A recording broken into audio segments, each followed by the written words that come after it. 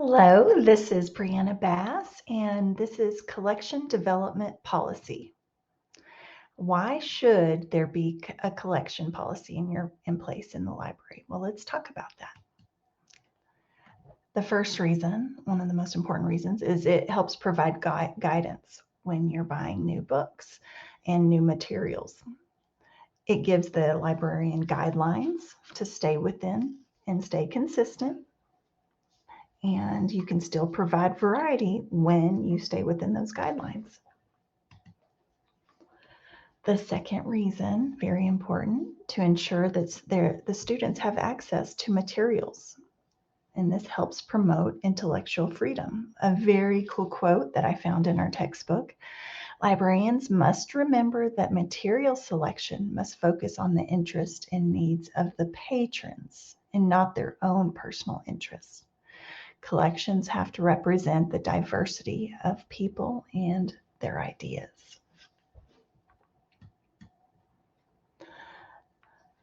And the third reason, this public document that we make available to the public, it helps inform them of the reasoning and the setup of reason why we have these guidelines. And if there's ever any challenges, you have this as your backup. You can refer back to these guidelines, which consistently holds the librarian in all responsible, accountable. It'll definitely limit the challenges, but it won't completely stop them. Okay. Then there was the article, Teachers' Self-Censorship of Children's Literature and Texts. I found it. It was made in 2023.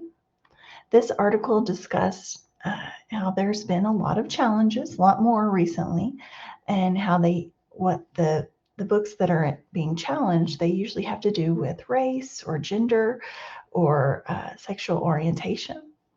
And teachers are kind of in between a rock and a hard place, because if they choose to teach with these resources, they run the risk of getting into trouble, because there are some legislations that prohibits this. However, if they don't, they kind of go against our foundation in democratic ideas that we have.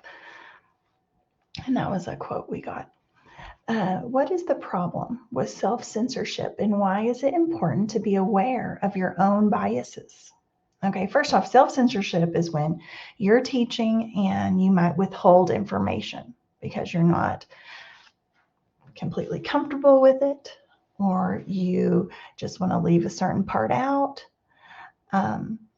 because you don't know if you're supposed to talk about that.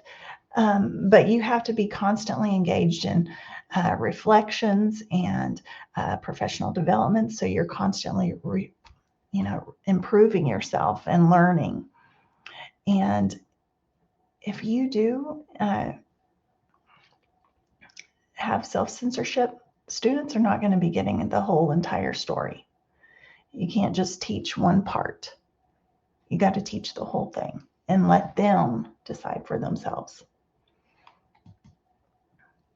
What did you learn from the article that you found important? Okay, children that engage with texts that represent diverse or sensitive topics can be positively influenced, but in most cases, teachers shy away from this because of self-censorship and fear of backlash.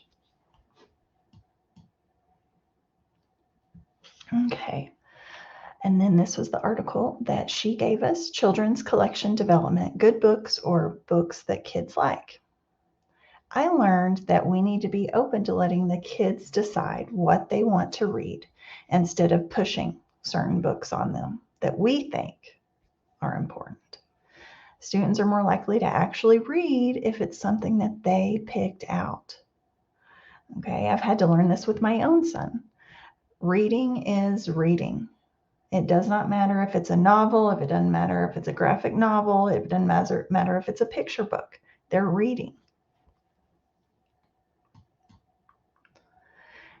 Okay, so I'm going to take this information I've learned, and I am going to really stay within my guidelines, but I'm going to look at those books that I wouldn't normally pick out for myself. And I'm going to make sure that I have a wide variety of books in my library. And I'm also going to get a whole bunch of those popular books that I can't keep on the shelves. Okay, thank you for listening. Bye.